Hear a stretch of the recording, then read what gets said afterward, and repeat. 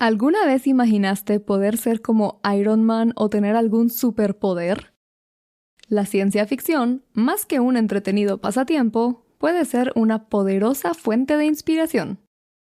Algo así fue lo que llevó a nuestro invitado de hoy a donde se encuentra hoy, trabajando en un telescopio para una misión de la NASA. En este episodio hablamos con el ingeniero mecatrónico y aeroespacial guatemalteco Aldo Aguilar Nadalini, quien nos comparte cómo pasó de soñar en usar la tecnología como un superpoder a sentir que la ciencia ficción se salió de la pantalla y se convirtió en su día a día. Aunque quizás sin la parte del superhéroe, por el momento. Gracias a no dejar de buscar y tomar las oportunidades que se le presentaban, la actitud proactiva de Aldo nos deja hoy valiosas lecciones. Acompáñanos a conocer el camino de Aldo en las ciencias aeroespaciales, desde pequeños CubeSats hasta enormes telescopios, y la importancia que las tareas más sencillas pueden llegar a tener en nuestro desarrollo profesional. Las ciencias como base de la ingeniería, retos y aprendizaje constantes, satélites y cozies. ¡Empecemos!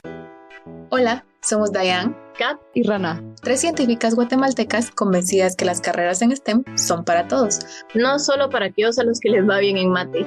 Y todos nos beneficiamos de ellas a diario y te lo vamos a demostrar. Bienvenidos a Epistemas. Aldo, bienvenido al podcast el día de hoy. Estoy muy feliz de tenerte aquí, muy feliz de tener este update de tu historia después de que te hayas graduado. Entonces, pues he leído ahí un par de cositas, ¿verdad? Y estoy bastante orgullosa, pero hoy lo vamos a comunicar con todas las personas que nos escuchan. Antes de entrar a la entrevista, nos encanta siempre hacer la misma pregunta a nuestros invitados y esta pregunta es, ¿quién eres tú? Así que, ¿quién es Aldo Aguilar? Bueno, primero que nada, muchas gracias a ustedes por esta oportunidad. Es un gusto platicar con ustedes y tener este espacio de diálogo. Soy Aldo Aguilar, soy guatemalteco.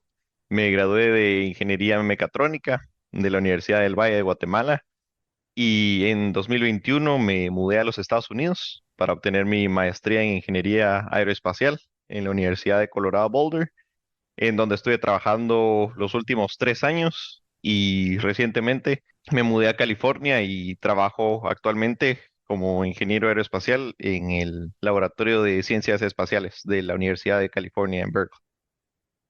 Tenemos mucho de qué hablar entonces y ya vamos a entrarnos a todas estas áreas que tenemos muchas preguntas sobre lo que haces. Pero antes de llegar a eso, nos encanta conocer a nuestros invitados también de una forma más personal, quienes son más allá de su ciencia, de su ingeniería, más allá de tu vida profesional. ¿Qué más te gusta hacer? ¿Qué otros intereses tenés? ¿Tenés pasatiempos? ¿Qué haces cuando no estás pensando en el espacio? Claro, bueno, después de varios años de vivir en Colorado, en Boulder principalmente, en donde a las personas les gusta hacer hiking, les gusta hacer biking, les gusta hacer cualquier tipo de deporte, también dije yo, bueno, tengo que hacer un poco de hiking y eso es lo que me gusta hacer de vez en cuando.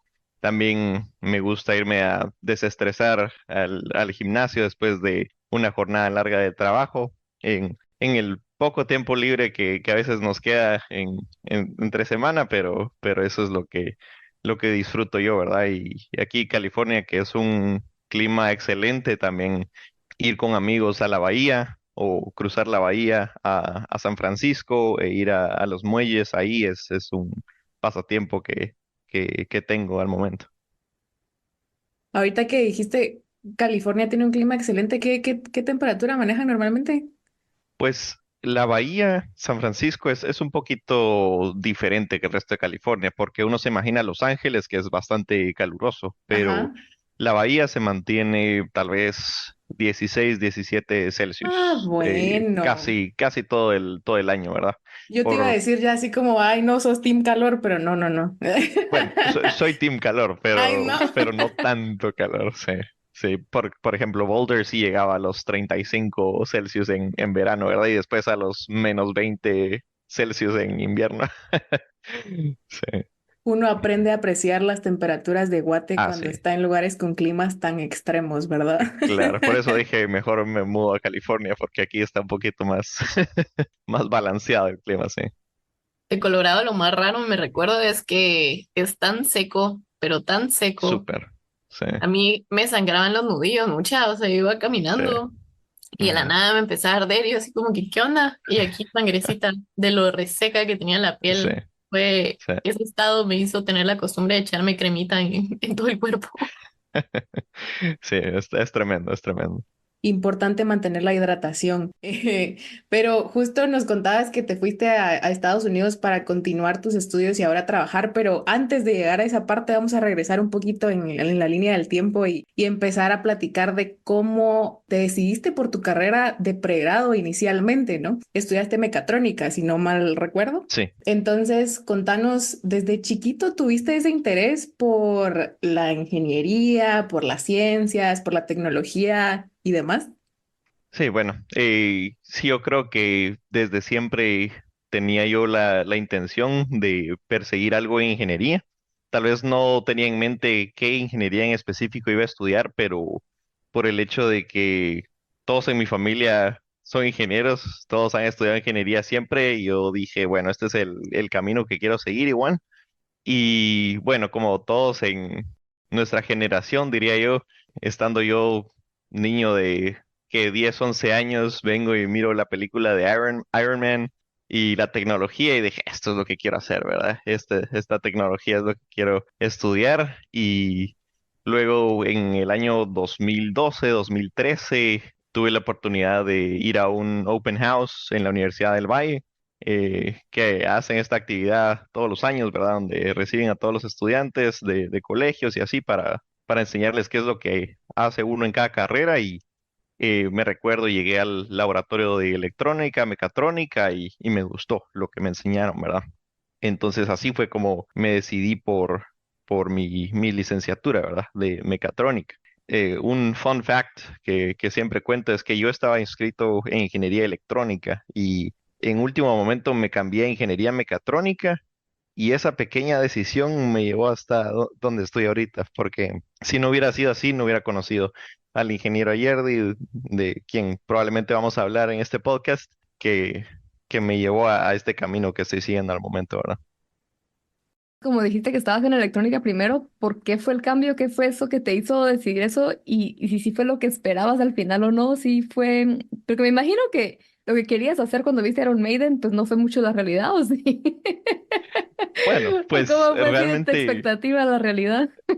sí, yo realmente no te podría decir algo puntual de por qué cambié al último momento mi carrera, pero creo yo vi el pensum y dije, aquí hay ciertas clases de ingeniería mecánica que me interesan, ¿verdad? Dije, esto es lo que hace Iron Man, dije.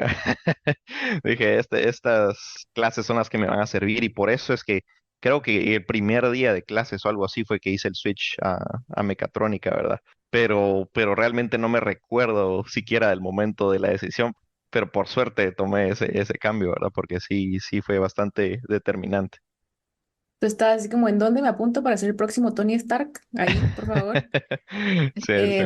¿Y Ay, si que no, crees que perdón, no me di cuenta. Kat me escribió ahorita que dije Iron sí Maiden y no dijiste? Iron Man. Lo siento. Sí. Muy Bueno, rockera, también diría nos yo. gusta, también, también. Perdón, Dayan, te interrumpí. No, no, no, tranquila.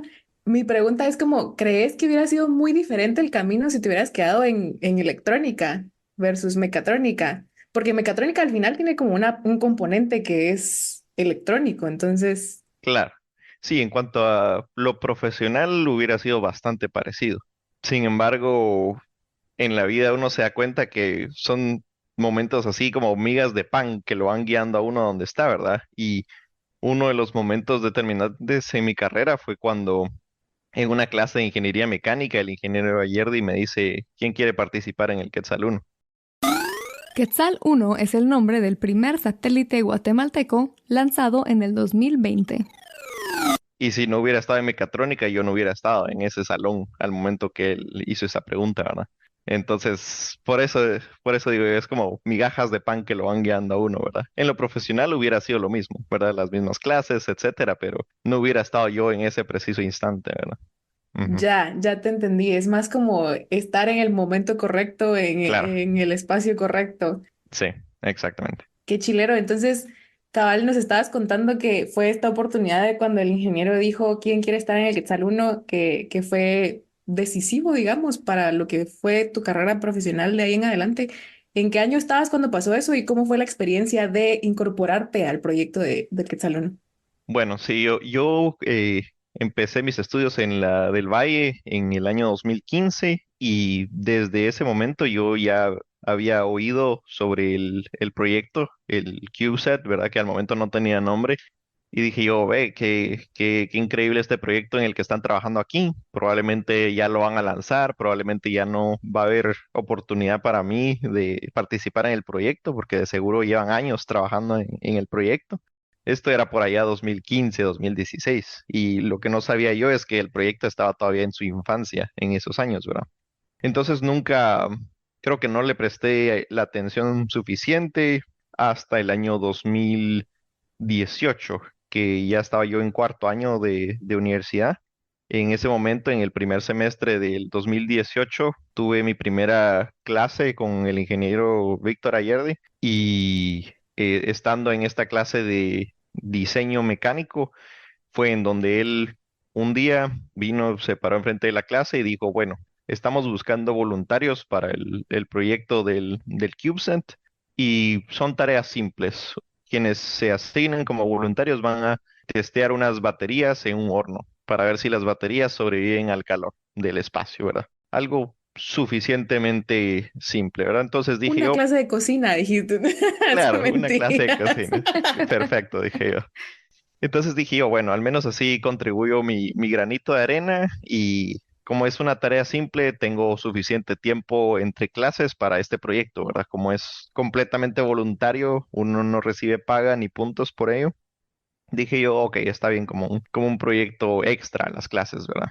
Y entonces con mis compañeros, con Freddy, con Antonio, con Juan Pablo, nos paramos y dijimos, bueno, nosotros, ¿verdad? Le fuimos a hablar y le mandamos un email y estábamos a la espera de la respuesta del ingeniero, ¿verdad? Y un par de días después nos manda correo, nos dice, miren, ustedes cuatro vengan a mi oficina. Y nosotros como, bueno, ok, ya, ya es serio, ¿verdad? Entonces llegamos nosotros a su oficina, nos sentamos y comienza el ingeniero Ayerdi y nos dice, miren, la verdad es que ustedes no solo van a probar baterías, mejor los voy a asignar para que nos ayuden a programar la computadora a bordo del satélite.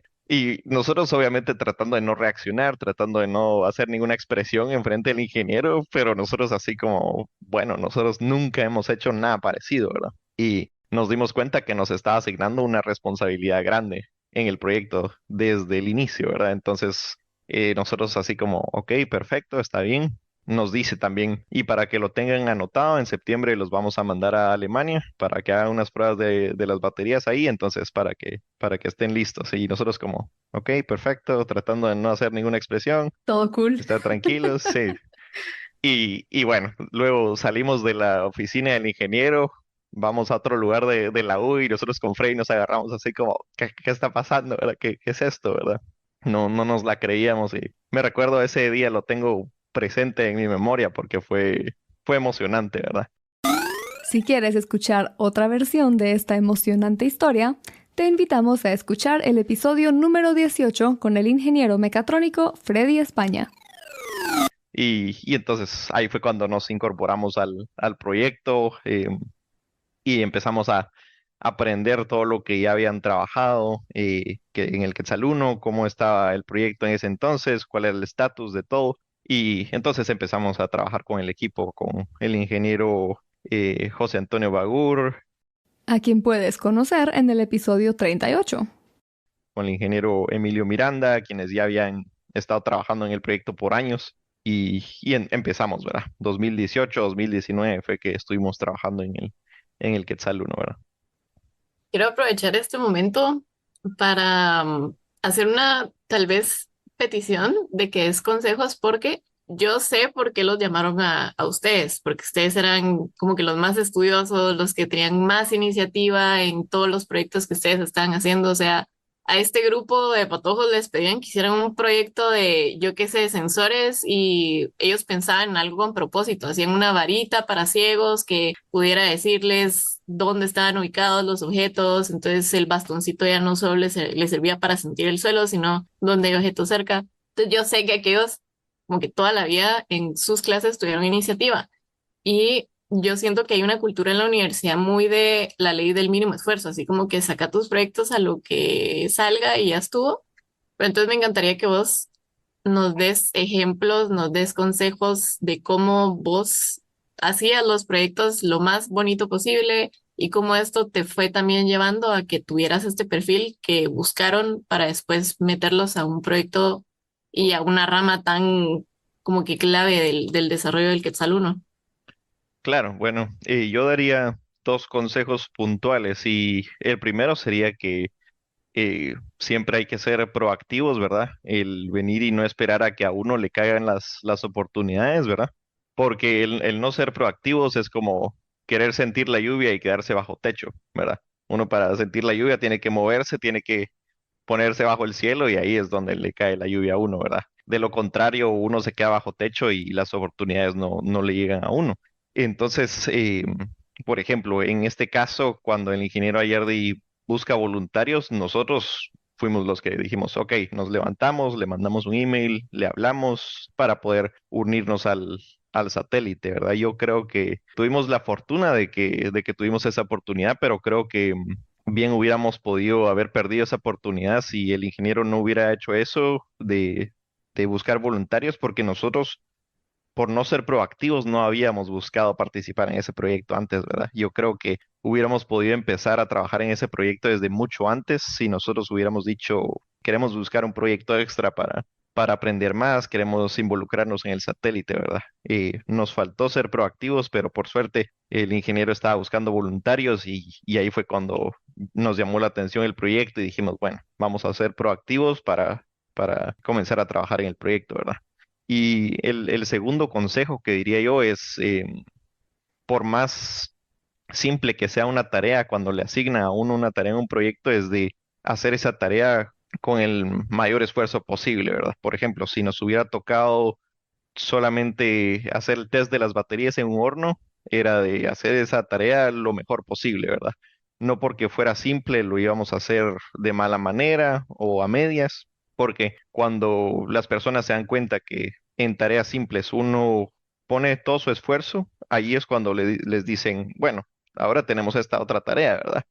Otra tarea tal vez más compleja y uno va así creciendo dentro de un proyecto, ¿verdad? Le van teniendo más confianza, le van asignando mayores roles hasta que ya uno es tal vez el que más sabe en un proyecto, ¿verdad? Entonces es poco a poco ir haciendo el esfuerzo, siempre cualquier tarea, por más pequeña que sea, el dedicarse, ¿verdad? Y el hacerla lo mejor posible, ¿verdad? Excelentes consejos, Aldo. Gracias por compartir esto. Creo que es algo que todos podemos poner en práctica siempre, en cualquier etapa de la vida en la que nos encontremos. Y tengo una pregunta más sobre Quetzal 1, pero no quiero ahondar tanto tiempo más en eso porque fue así hace un tiempo y estás haciendo otras cosas increíbles sobre las que queremos aprender también hoy. Entonces te quería preguntar, ya nos contaste de la clase de hornear, diría Dayan, a estas otras tareas que rápido les dieron. Como dijiste, que ustedes nunca habían hecho algo así. ¿Cuáles fueron tus papeles entonces en el Quetzal 1? ¿Qué fue lo que aprendiste ya a nivel, digamos, más técnico que también te ha servido o te ha llevado a donde estás hoy? Ok, pues mi rol principal en el proyecto Quetzal 1 fue el diseño y la validación del sistema de potencia del Quetzal 1, es decir, las baterías, la placa electrónica de distribución de energía dentro del satélite y los paneles solares. Y como tú dices, al momento de que entramos en el proyecto, nosotros nunca habíamos participado en algo de esa magnitud y nos tocó a cuenta propia el tener que investigar sobre sistemas de potencia de otros satélites que otros países habían desarrollado para poder aprender y tratar de no reinventar la rueda, sino que utilizar el conocimiento que ya está en la comunidad científica para poder informarnos y poder diseñar el satélite lo mejor posible, ¿verdad? Entonces, a mí me tocó estar bajo el sol, testeando los paneles solares en junio de 2019 Ahí estábamos testeando los paneles y las baterías, que las testeamos en Alemania, en Escocia, y fue una experiencia bastante enriquecedora, ¿verdad? Luego, después de que ya entregamos el satélite, de que ya lo habíamos validado y lo entregamos a Japón para el lanzamiento, que por cierto, hoy se cumple 4 años de que lo lanzaron de la Estación Espacial Internacional. Grabamos este episodio el 28 de abril del 2024, día del cuarto aniversario de la puesta en órbita del Quetzal 1. Pero, ¿cómo así? El satélite fue lanzado al espacio a bordo del SpaceX Dragon 1 el 6 de marzo del 2020. Llegó a la Estación Espacial Internacional 3 días después, el 9 de marzo de ese mismo año. Y fue hasta el 28 de abril del 2020 cuando fue puesto en órbita. También participé en la fase de operaciones del Quetzal 1. Con el ingeniero Dan Álvarez y yo nos sentamos siempre a diseñar la lista de comandos que le íbamos a mandar al satélite cada día para realizar las operaciones en el espacio, cuando ya estaba en el espacio. Entonces, esos dos fueron mis principales roles en el proyecto. Y cuando decís testear los paneles solares, ¿en qué consiste eso? Porque eso me imagino, y ahí sí, súper ignorante en esto, y por eso la pregunta. O sea, la distancia al sol, pues mucho más aquí que donde estaba. ¿Cómo lo testeas? ¿Cómo es que sabes que no se van a derretir cuando estén allá afuera, ¿no? Claro. ¿Cómo funciona esto? Pues primer paso es hacer lo que le llaman el trade study, ¿verdad? El determinar que justamente las celdas solares que uno va a comprar no se van a derretir en el espacio, ¿verdad? Tienen que ser de grado aeroespacial, tienen que tener un rango de temperaturas de operación que sea adecuado para estar en órbita baja alrededor de la Tierra, que era la órbita en la que iba a estar el Quetzal 1. Y entonces luego, al obtener las celdas solares que las ensamblábamos en los paneles solares, lo siguiente era testear diferentes parámetros en las celdas, como por ejemplo voltaje del panel solar, cuánta corriente eléctrica podíamos obtener del panel solar y la eficiencia, ¿verdad? Matemáticamente uno puede determinar en teoría cuánta potencia, cuántos watts debe generar ese panel solar y luego nosotros extraíamos esa potencia del panel solar estando bajo el sol y comparábamos, ¿verdad? Esto es lo teórico, esto es lo que estamos obteniendo experimentalmente y esta es la eficiencia del panel solar, ¿verdad? Para poder determinar que el panel solar sí estaba operando a la eficiencia que el vendor, quien nos vendió las celdas, nos indicaba que tenían que tener las celdas, ¿verdad? Entonces, con eso validábamos que sí, el Quetzal 1 iba a tener suficiente potencia para operaciones en el espacio. Creo que hay muchas cosas de esto que todavía me cuesta un poco procesar, así que mientras lo vas diciendo lo repito en mi cabeza, así como para ir procesando toda la información. Pero fíjate que me quedó la duda porque nos contabas que inicialmente pues te interesaste por ingeniería, por lo mismo de todas las influencias familiares que tenías y también el sueño de convertirte en Iron Man y todo. Y cayó esta oportunidad de trabajar en el Quetzal 1, pero me quedó la duda de si no hubiera sido por esta oportunidad, igual hubieras tenido el interés por las ciencias aeroespaciales o fue a raíz de esto que decidiste continuar en ese camino y después seguir tus estudios de maestría en esa línea también. Sí, bueno, cuando estaba estudiando ingeniería mecatrónica, yo siempre había pensado que iba a seguir el área de estudio de inteligencia artificial. Eso era lo que yo tenía pensado y dije, ok, esto tal vez es una buena maestría en inteligencia artificial y sí había visto yo la ingeniería aeroespacial, pero no sé por qué nunca le puse atención, ¿verdad? Sí decía yo, qué bonito es esto, pero nunca dije yo, esto es lo que quiero hacer, ¿verdad? Pero luego que me involucré en el Quetzal 1 y que también recibí una clase en la del Valle sobre Machine Learning de inteligencia artificial. Y dije yo, esto de inteligencia artificial no mucho me gusta y esto aeroespacial sí me gusta bastante, ¿verdad? Entonces en ese momento y gracias al Quetzal 1 fue que me decidí por estudiar ingeniería aeroespacial. Y contanos un poquito entonces cómo fue este camino ya después del pregrado, la maestría, esta decisión ya, o sea, creo que queda clarísimo que ese era a dónde ibas entonces. ¿Cómo fue tu paso por la maestría y cómo llegaste al proyecto donde estás hoy, al COSI, me da ternura el nombre, el COSI, perdón. COSI, COSI, el Compton Spectrometer and Imager o el espectrómetro y generador de imágenes Compton, del cual nos contará Aldo en unos minutitos. Sí, bueno, luego de graduarme, nos graduamos 2020. En el 2020, todo ese año estuve trabajando en las operaciones del Quetzal 1 cuando estaba en el espacio y trabajando en esas operaciones fue que estuve en bastante contacto con el doctor Luis Sea A quien puedes escuchar en nuestro episodio número 118. y él fue el que me sugirió, mira, ¿y por qué no aplicas a la Universidad de Colorado Boulder? ¿Verdad? Porque yo le conté que yo estaba buscando una maestría en ingeniería aeroespacial, que estaba yo en el proceso de aplicar a diferentes universidades para esto, tanto en América como en Europa, y me sugirió, mira, ¿por qué no aplicas a Colorado Boulder? Aquí tienen un buen proyecto de ingeniería aeroespacial y entonces aplico yo a esta maestría, a este programa y en agosto 2021 es que yo me mudo oficialmente a Estados Unidos a comenzar mi maestría en Colorado. Y este es un resumen super flash de cómo fue el proceso de aplicaciones, ¿verdad? Porque obviamente el aplicar a muchas universidades uno recibe tanto acceptance letters como rejection letters, ¿verdad? Y es de seguir aplicando, seguir teniendo la perseverancia de aplicar a estos programas.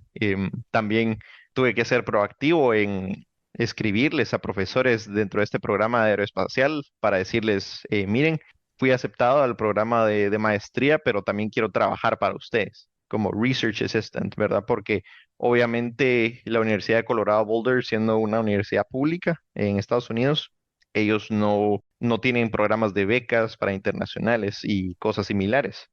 Entonces, uno tiene que trabajar como Research Assistant para que a uno le den un salario y también le ayuden a pagar sus clases, ¿verdad? Entonces dije yo, solo así no me puedo ir, ¿verdad? No tengo los suficientes recursos para pagar la cantidad de dólares que es un semestre en la universidad, ¿verdad?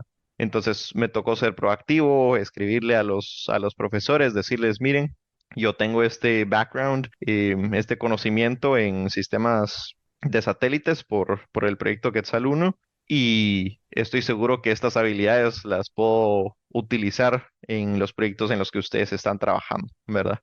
Y de esa manera fue que ya coordiné con ellos ciertas reuniones en donde les platiqué y dijeron, ok, está bien, queremos que vengas a trabajar con nosotros y así fue como comencé a trabajar y a estudiar en Boulder, ¿verdad? Entonces estuve 2 años y medio estudiando y trabajando al mismo tiempo en la Universidad de Boulder. Me encanta, qué excelentes consejos. Usted me hubiera encantado escuchar todos estos consejos hace 10 años. Pero qué buenísimo que estos escuchan, pueden poner todo esto en práctica, la verdad. Cabal, eso de, ¿cómo se dice? Reach out, de escribirles a Claro, los profesores a donde vas a ir desde antes es muy importante y en especial en casos así que te abrió la puerta para poder ir ahí a estudiar, ¿no? claro, exactamente. Y el hecho yo tampoco sabía que siendo alguien con licenciatura uno puede aplicar a PhD directamente. Yo apliqué a Masters y Luis me dice, es más fácil conseguir Research Assistantships si vas a PhD y no a Masters. Y yo no sabía eso. Entonces a la hora de platicarle a los profesores, yo les digo, voy a hacer Masters, pero tengo la intención de hacer un PhD. 3 años después, aquí decidí no hacer el PhD, pero, pero dije yo, bueno, voy a hacer el PhD y por eso me contrataron. Pues no está Otro tip. escrito en piedra, así va. No No está está escrito en escrito en piedra piedra, lo yo que solo les decís. dije. Sí, claro, exacto. Así como decís ahorita, ¿no? En ese entonces dijiste que tenías la intención de hacer un PhD, ahora 3 años después, fast forward, pues no estás haciendo un PhD, pero ya estás trabajando en la industria aeroespacial, ¿cierto? Con este, ¿cómo era? COSI. Sí, Así como cada vez que digamos COSI es como me imagino una cosita así peludita, pero obviamente no es. Sí, Obviamente no es. Entonces, contanos un poquito de este proyecto en el que Que estás sí trabajando. es. bueno, este proyecto es principalmente en research aeroespacial. No lo llamaría yo industria aeroespacial. Aquí industria aeroespacial es más que todo las grandes corporaciones como Northrop Grumman, Lockheed Martin, que son los que construyen tanto sistemas aeroespaciales como sistemas militares, ¿verdad? Y es una distinción que tengo que hacer ahí porque, por ejemplo, yo siendo internacional, yo siendo chapín, estoy completamente restringido en cuanto a lo que puedo trabajar en industria, ¿verdad? Entonces yo no me puedo acercar al área industrial o militar aeroespacial por el hecho de ser chapín, ¿verdad? Incluso estando en research aeroespacial, me ha tocado a veces en donde tenemos que ir a algunos tests en laboratorios de la NASA y tienen a alguien que me está siguiendo todo el tiempo y el trabajo de ellos es seguirme todo el tiempo para ver que yo no esté rompiendo las reglas de nada en el laboratorio, ¿verdad? Por ser chapín. Es Eh, literal solo porque sos extranjero. sí, por ser extranjero y también me dan un gafete de color amarillo chinto para que se mire que yo tengo un como badge de internacional, de Foreign National. Y hay alguien que me tiene que seguir casi que hasta cuando voy al baño en el laboratorio. Exacto. Sí, y, entrando uno a los laboratorios están los militares con las grandes armas enfrente de las entradas de los laboratorios y todo, ¿verdad? Por el hecho de que lo aeroespacial se puede utilizar en ciencia, pero también se puede utilizar en el área militar, ¿verdad? Y por esa razón es que decidí yo eh, siempre enfocarme, ¿verdad? En el área de ciencia aeroespacial, research, ¿verdad? Y sí, aquí empecé a trabajar hace 4 meses en el Laboratorio de Ciencias Espaciales en Berkeley y ellos tienen la misión de siempre ser un laboratorio inclusivo, ¿verdad? Contratan muchos internacionales y la misión de ellos es utilizar el conocimiento para ciencia, ¿verdad? Entonces ellos se dedican únicamente a el diseño y desarrollo de instrumentos y de spacecraft que tienen misiones de ciencia. Ya que Aldo menciona misiones de ciencia, quizá como yo te preguntaste, pero ¿y qué otro tipo de misiones hay? Pues bueno, hay misiones de telecomunicaciones, como las que nos proveen de Internet, misiones de navegación, de defensa, de construcción y mantenimiento de infraestructura espacial y, aunque esté en sus fases iniciales, misiones de turismo espacial. Y este proyecto en el que estoy trabajando, COSI, que es el Compton Spectrometer and Imager Space Telescope, es el siguiente telescopio de la NASA en la línea de producción, por así decirlo. Es un telescopio de rayos gamma. Su misión es tomarle fotografías al centro de la galaxia para caracterizar rayos gamma que se producen por la colisión entre materia y antimateria en el centro de la galaxia, la producción de diferentes elementos pesados en supernovas y así, y demás cosas de ciencia que no es lo mío. Yo soy ingeniero y yo solo hago funcionar la spacecraft, ¿verdad? Pero ese es el background de ciencia del telescopio. Y el objetivo de estudiar esto es esencialmente poder conocer cuáles son los mecanismos mediante el cual las galaxias se forman, los sistemas solares se forman para determinar de dónde vinimos y a dónde es que vamos, ¿verdad? Entonces, esa es la misión principal de ciencia del telescopio. Y me contrataron como ingeniero en sistemas aeroespaciales para este proyecto, en donde me toca tanto desarrollo de software, desarrollo de partes electrónicas, de placas electrónicas para la nave y también la validación y verificación de las interfaces entre el instrumento, el telescopio y la spacecraft, que es el bus, le llaman, ¿verdad? Todo lo que hace funcionar a la spacecraft, el sistema de potencia, la computadora a bordo, que es proveída por un third party vendor, que es Northrop Grumman, ¿verdad? Y nosotros trabajamos principalmente en el instrumento y es mi tarea determinar que todo está interfazando correctamente, ¿verdad? El proceso de V&V que se dice, que es el Validation and Verification del sistema. Entonces, eso es a lo que me dedico día a día. ¿Qué se siente haber pasado de trabajar en un CubeSat, en el Quetzal 1, a trabajar, me imagino que esto es otra escala completamente Sí, diferente. correcto, sí.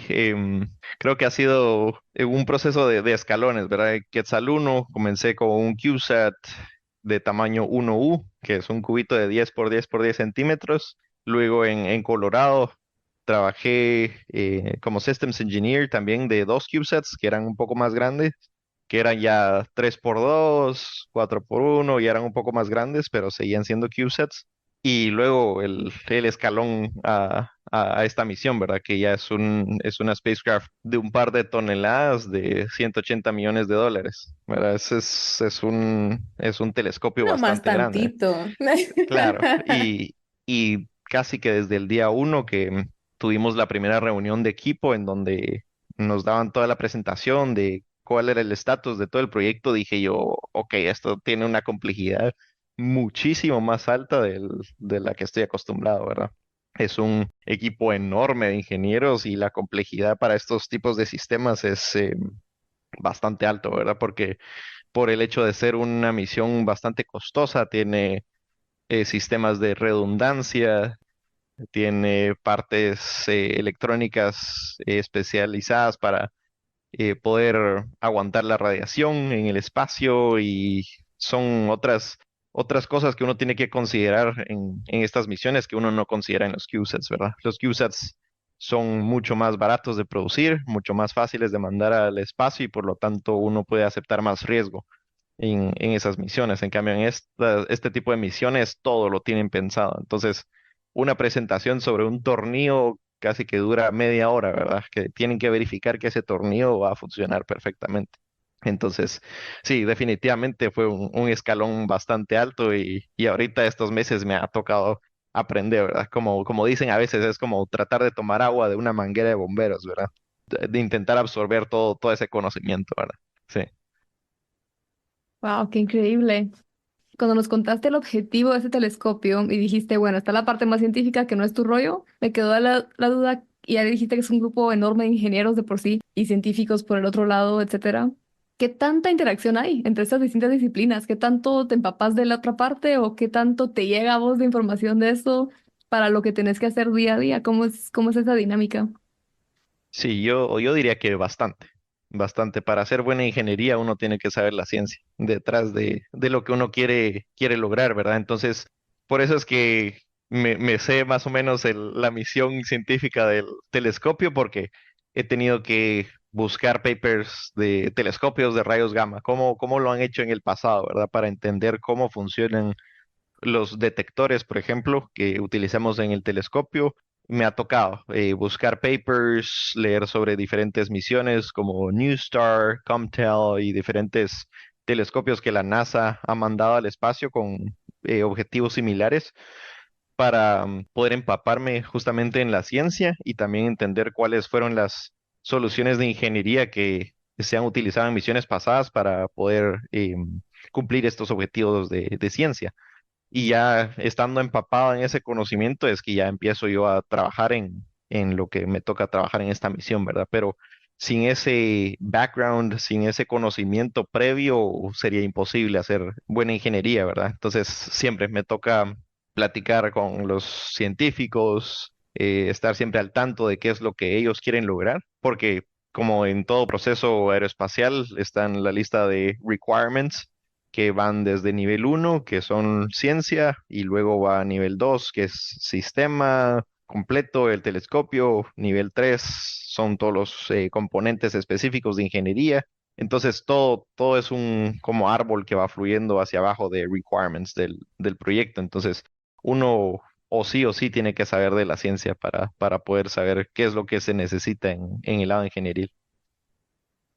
Qué interesante saber todo esto. Yo creo que uno asume que es mucha gente, pero no te pones a pensar en todos estos detallitos.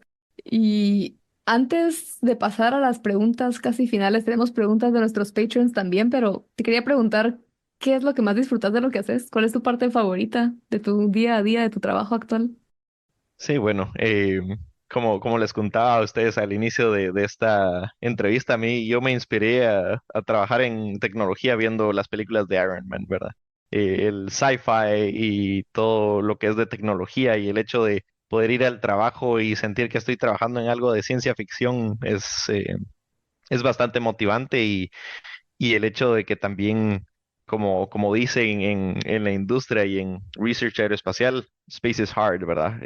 Mandar algo al espacio es increíblemente complicado y eso es algo que me atrajo bastante a trabajar en lo que trabajo, que son retos constantes, ¿verdad? No es un trabajo en el que me voy a aburrir y estar varios días trabajando en algo que es bastante mecánico, de solamente práctica, hacer lo mismo todos los días, sino que cada día es un problema nuevo, un reto nuevo que uno tiene que determinar cómo resolver, ¿verdad? Porque uno o sí lo tiene que resolver de una manera eficiente en cuanto a costos, de una manera robusta para que funcione en el espacio y entonces es de, como decimos en Guatemala, sacarle el jugo a la cabeza de uno y poder desarrollar soluciones que funcionen, ¿verdad? Entonces eso es lo que me motiva del trabajo, el estar aprendiendo constantemente cosas nuevas y los retos constantes que involucra trabajar en esto. Ujú. Es súper el ir creciendo en muchos aspectos, ¿no? Porque imagino que no solo creces profesionalmente, sino que personalmente aprendes muchas cosas también de lo que te pasa en tu día a día. Entonces, qué chilero Claro. que esa parte de retarte constantemente y de aprender, pues sea tu parte favorita. Y siguiendo con la línea de favoritos y entrando a las preguntas de nuestros Patreons, la primera pregunta que nos dejaron es, ¿cuál es tu misión espacial favorita y por qué? Bueno, fácil. Bueno, no fácil, tengo varias, pero yo diría, número uno sería las naves Voyager, Voyager 1 y Voyager 2, porque es un testamento de buena ingeniería, que después de, creo que ya 45 años en el espacio, estas naves espaciales siguen operando y ya salieron de la heliosfera, la burbuja de influencia del Sol, y ya son, creo que, los objetos más distantes a la Tierra que los humanos hemos mandado y siguen transmitiendo data, ¿verdad? Tienen instrumentos como magnetómetros que siguen obteniendo data científica, que nos siguen informando sobre la naturaleza del espacio exterior fuera de nuestro sistema solar. Y sí, son dos naves increíbles que siguen operando, ¿verdad? Tienen reactores nucleares a bordo para poder tener energía estando tan lejos del Sol. Y creo que los ingenieros que trabajaron en esas naves no se imaginaban que iban a durar tanto tiempo. Ya en 5 años cumplen 50 años de estar operando, ¿verdad? Entonces es un testamento de buena ingeniería. Y por eso diría yo que son mis favoritas. Las misiones Voyager 1 y Voyager 2, lanzadas por la NASA en 1977, son ejemplos icónicos de la exploración espacial. Estas sondas gemelas fueron diseñadas para explorar los planetas exteriores de nuestro sistema solar. Voyager 1 visitó Júpiter y Saturno ofreciéndonos imágenes detalladas y datos valiosos sobre sus lunas y anillos antes de dirigirse hacia el espacio interestelar. Voyager 2, por su parte, realizó un gran tour visitando Júpiter, Saturno, Urano y Neptuno, proporcionándonos la primera y única mirada cercana a estos dos últimos planetas. Durante sus sobrevuelos de Júpiter y Saturno, las sondas Voyager proporcionaron imágenes y datos sin precedentes sobre estos gigantes gaseosos, sus lunas y sus campos magnéticos. Descubrieron volcanes activos en Io, una de las lunas de Júpiter, y muchísimo más. Después de completar sus objetivos de misión primarios, ambas sondas Voyager continuaron su viaje afuera del sistema solar. Voyager 1 es actualmente el objeto hecho por el hombre más alejado de la Tierra. Y por si eso fuera poco, ambas sondas continúan hoy transmitiendo datos desde el espacio interestelar, superando todas las expectativas sobre su vida útil y alcance científico. Otro dato curioso es que, como embajadoras de la humanidad, las sondas Voyager llevan con ellas un disco de oro que contiene sonidos e imágenes que retratan la diversidad de la vida y la cultura en la Tierra, así como instrucciones de cómo usar el disco y datos detallando la localización de nuestro planeta, destinados a posibles civilizaciones extraterrestres. Cuéntanos en nuestras redes sociales, ¿qué incluirías tú como memorabilia terrestre? Una de esas es la que había perdido contacto por un tiempo, ¿verdad? Que acaban de Sí, recuperar ahorita. algo así. Exacto, claro, y lo que menciono, ¿verdad? Son retos constantes. Perdieron comunicación con la nave por 5 meses y finalmente lograron reparar la comunicación entre la nave espacial y la ground station, y eso también es testamento a la buena documentación que los ingenieros que desarrollaron la nave tuvieron en los 70s, en los 80s, ¿verdad? Para poder permitir que ingenieros de ahorita puedan aprender cómo funciona el sistema y poder determinar cuál es el problema para seguir comunicándose con la nave espacial, ¿verdad? Entonces es un proyecto impresionante, la verdad. Súper. Las siguientes preguntas que nos dejaron en Patreon, justo cuando dijiste que en algún momento te interesó la inteligencia artificial y esto dije, ah, genial, latinadísima la pregunta. La pregunta es, ¿las tecnologías informáticas de las misiones espaciales se han caracterizado por su eficiencia y precisión? Mientras que por otro lado, las llamadas inteligencias artificiales son famosas por lo opuesto, el derroche de recursos e imprecisión. ¿Hay futuro para las inteligencias artificiales en las misiones espaciales? Y la siguiente es relacionada, que dice, ¿hacia dónde está innovando la informática del espacio? Esa es excelente pregunta. Sí, yo creo que, por ejemplo, la NASA está bastante acostumbrada a utilizar sistemas de software bastante simples, bastante robustos, que han funcionado por los últimos 50 años. Y hay veces que a la NASA le cuesta innovar, ¿verdad? Que dicen, este sistema es bastante simple, robusto, eficiente y es bastante eficiente en cuanto a recursos. Ha funcionado los últimos 50 años en diferentes misiones, utilicémoslos otra vez, ¿verdad? Pero esos sistemas que se desarrollaron hace medio siglo tienen sus limitaciones, ¿verdad?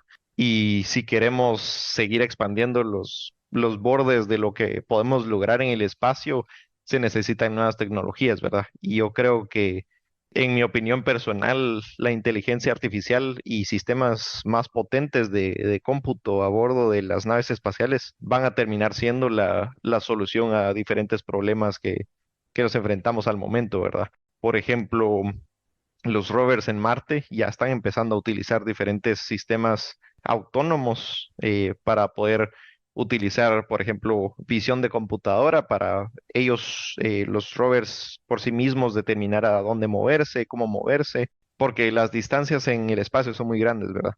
Y entonces la inteligencia artificial y sistemas más complejos permitirían a estos diferentes equipos poder realizar decisiones autónomas sin necesidad de que un humano los esté supervisando, ¿verdad? Y eso podría expandir la cantidad de ciencia que podemos hacer en el espacio, ¿verdad? Entonces creo que no es ninguna idea descabellada decir que en medio siglo vamos a estar utilizando inteligencia artificial en el espacio. Yo creo que esa va a ser la solución. Mm. Qué increíble, qué locura. Tenía una última pregunta que es un poquito más personal. Principalmente la pregunta es, aquí tenemos a dos hosts que se han ido del país.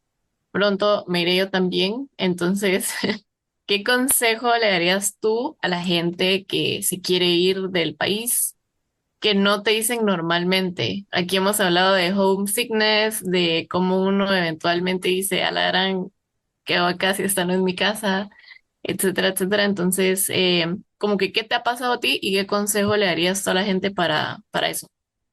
Bueno, esa es una excelente pregunta porque yo me recuerdo estando en Guatemala queriendo estudiar ingeniería aeroespacial, yo decía, sí, fácil irse de Guatemala, ¿verdad?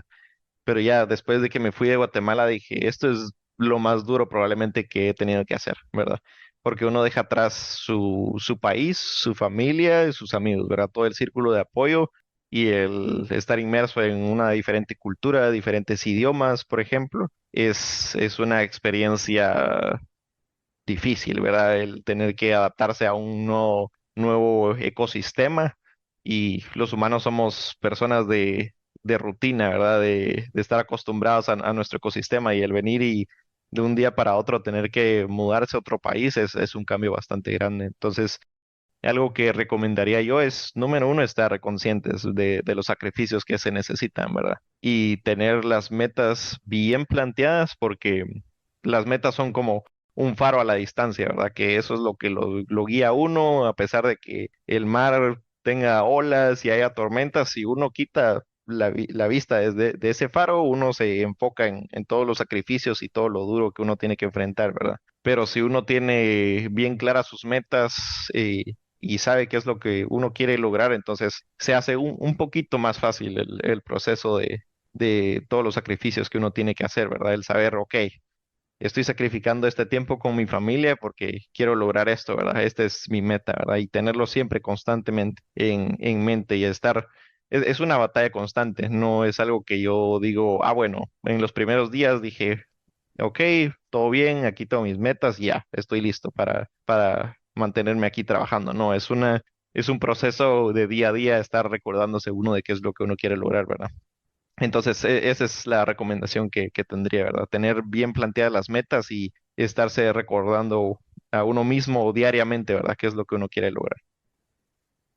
Qué buenos consejos, Aldo. Seguimos, todo el episodio está plagado de consejos y ahorita al final no es la excepción. Vamos a seguir en esta línea. Ya lamentablemente tenemos que ir cerrando esta entrevista. Y como sabes, hay dos preguntas que siempre nos encanta hacerle a todos nuestros invitados al final. Y la primera de ellas es, ¿qué consejo le darías a tu yo de 17 años? Bueno, esa es una buena pregunta. Eh, Primero le diría a mi yo de 17 años que todo se pone siempre más difícil, pero uno también se vuelve más sabio.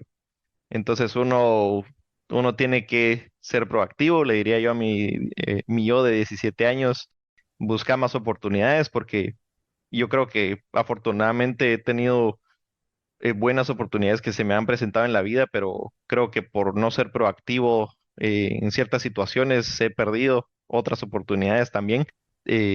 También le diría a mi yo de 17 años valorar el tiempo en familia y con amigos. En Guatemala, la verdad que uno lo toma por sentado y cuando uno está fuera del país, uno lo extraña bastante, ¿verdad? Entonces, también el relajarse y estar en familia y amigos es bastante importante.